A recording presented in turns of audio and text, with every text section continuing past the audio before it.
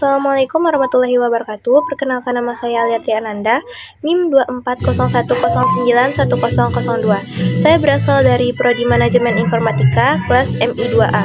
Pada video ini saya akan menjelaskan tentang apa yang perlu disiapkan sebelum membuat proyek, urutan pembuatan diagram analisis sistem, serta bagaimana cara pembuatan proyek dari awal persiapan, proses yang lengkap, serta akhir proyek. Baik, saya akan menjelaskan persiapan membuat suatu proyek.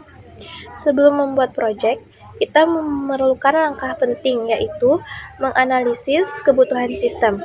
Kebutuhan sistem ini bertujuan untuk memahami permasalahan atau memahami apa yang harus diselesaikan melalui sistem yang kita buat. Sebelum itu, kita perlu mempersiapkan yang pertama, identifikasi masalah, yaitu kendala atau masalah yang dikemukakan oleh pengguna atau instansi. Yang kedua, menentukan tujuan proyek.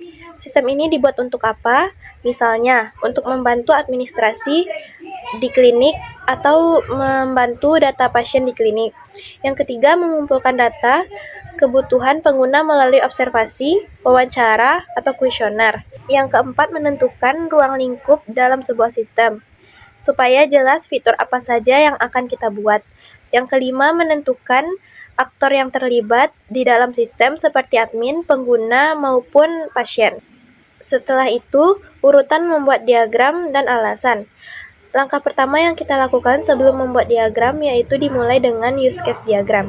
Alasannya karena use case diagram menggambarkan hubungan langsung antara aktor dan sistem serta menjalankan fungsi utama yang harus dilakukan dalam sistem. Setelah itu dilanjutkan dengan activity diagram untuk menggambarkan aktivitas dari setiap use case.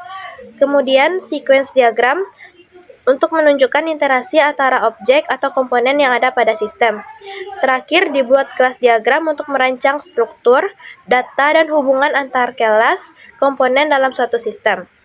Jadi urutannya yaitu dari use case diagram, activity diagram, sequence diagram, lalu dilanjutkan dengan kelas diagram. Alur ini membantu pengembang memahami sistem dari sudut pengguna hingga sudut perancang teknis program. Setelah itu, saya akan menjelaskan bagaimana proses pembuatan proyek.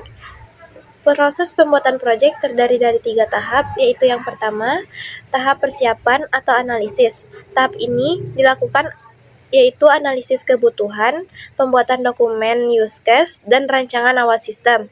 Yang kedua, tahapan proses atau perancangan dan implementasi. Setelah analisis selesai, dibuatlah berbagai diagram seperti use case diagram, activity diagram, sequence diagram, dan kelas diagram.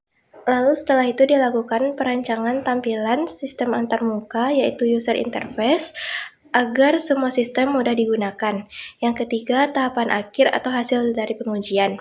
Sistem yang sudah diimplementasikan diuji untuk memastikan semua fitur berjalan sesuai kebutuhan.